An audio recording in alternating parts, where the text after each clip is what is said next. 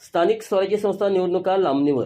राज्यातील स्थानिक स्वराज्य संस्थांच्या निवडणुका आता पुढच्या वर्षी होणार आहेत. 31 जानेवारी 2026 पर्यंत निवडणूक प्रक्रिया पार पाडावी असे आदेश सुप्रीम कोर्टाने दिले आहेत. निवडणुकीसाठी मुदतवाढ मिळावी यासाठी राज्य निवडणूक आयोग आणि सरकारने सुप्रीम कोर्टात अर्ज दाखल केला होता. त्यावर सुनावणी करताना दोन्ही बाजूचं युक्तिवाद ऐकून 31 जानेवारी 2026 पर्यंत निवडणुका प्रक्रिया पुढे ढकलण्यास मान्यता दिली आहे. त्यामुळे महापालिका, जिल्हा परिषद आणि पंचायत समितीच्या निवडणुका तर पुढच्या वर्षी होणार हे जवळपास स्पष्ट झाले आहे. आजच्या सुनावणीत सुप्रीम कोर्टाने राज्य निवडणूक आयोग आणि राज्य सरकारला फटकारले. आमच्याकडे पुरेसे ईव्हीएम नाही, गरजेनुसार मनुष्यबळ नाही आणि सणासुदीचे दिवस आहेत, त्यामुळे निवडणूक पुढे ढकलण्यात यावी अशी मागणी राज्य निवडणूक आयोग आणि राज्य सरकारने सुप्रीम कोर्टात केली होती. त्यावर कोर्टाने म्हटलं की राज्याच्या निवडणूक आयोगाला ज्या ज्या गोष्टी आवश्यक आहेत त्याबाबत राज्याच्या सचिवांना पत्र लिहावे.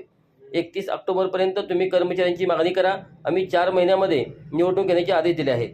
मग आता उशीर का होतोय असा प्रश्न कोर्टाने विचारला. तर आम्ही निवडणूक प्रक्रिया सुरू केली आहे, ती तातडीने होणे शक्य नाही, म्हणून कालावधी वाढवून हवा असं राज्य निवडणूक आयोगाने सुनावणीत म्हटलं. त्यावर सप्टेंबर ते जानेवारी इतका वेळ तुम्हाला का हवा असं कोर्टाने विचारलं.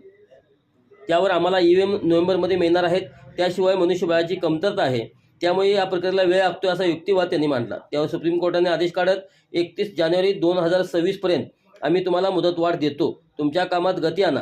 वेळापत्रक निश्चित करत 31 जानेवारीच्या आत महाराष्ट्रातील सर्व प्रकारच्या निवडणुका पूर्ण झाल्या पाहिजेत असं कोर्टानं सांगितलं.